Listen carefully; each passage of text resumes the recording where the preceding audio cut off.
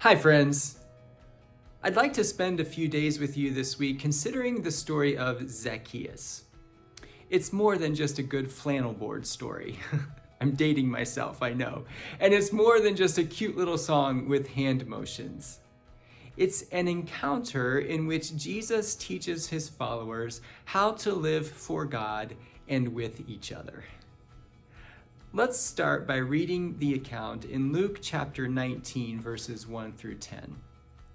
Jesus entered Jericho and was passing through it.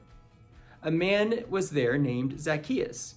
He was a chief tax collector and was rich.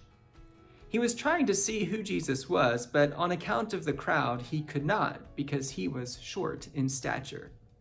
So he ran ahead and climbed a sycamore tree to see him because he was going to pass that way. When Jesus came to the place, he looked up and said to him, "Zacchaeus, hurry and come down, for I must stay at your house today." So he hurried down and was happy to welcome him. All who saw it began to grumble and said, "He has gone to be the guest of one who is a sinner." Zacchaeus stood there and said to the Lord, "Look, half of my possessions, Lord, I will give to the poor. And if I have defrauded anyone of anything, I will pay back 4 times as much." Then Jesus said to him, "Today salvation has come to this house, because he too is a son of Abraham. For the Son of Man came to seek out and to save the lost."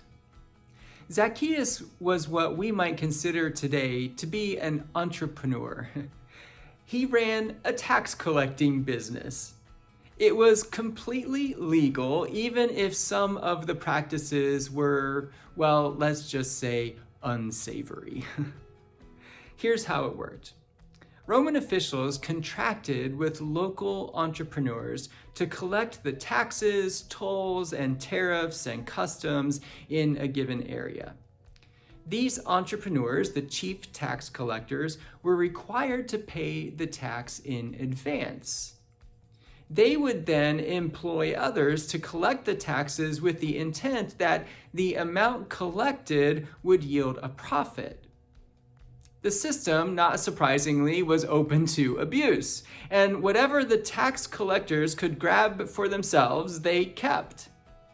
The Romans didn't really care if the people were being treated fairly or not, as long as there was no unrest or uprising. So Zacchaeus played the system, and he became very rich. It's not hard to imagine the reaction of Zacchaeus' neighbors and even of his friends and relatives as his house became more and more lavishly decorated, as more slaves ran around and doing his bidding, as his clothes became fancier and his food became finer.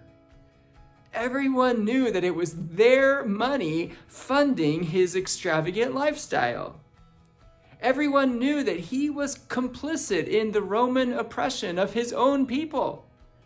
And everyone knew that there was nothing they could do about it.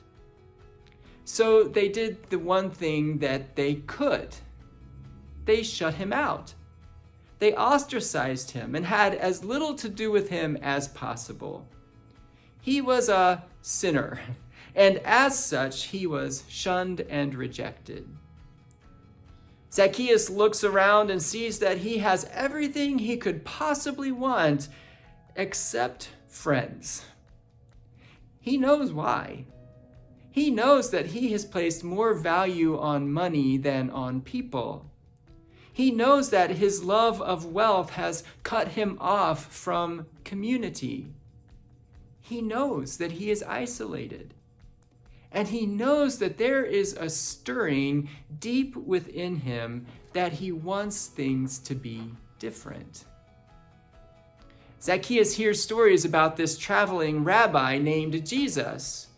The word was that just before entering Jericho, Jesus had given a blind man his sight back.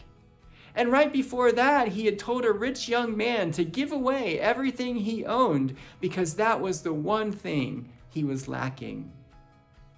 And Zacchaeus wonders if maybe he, a rich man, could also receive the one thing that he is lacking and be healed. The story will continue tomorrow.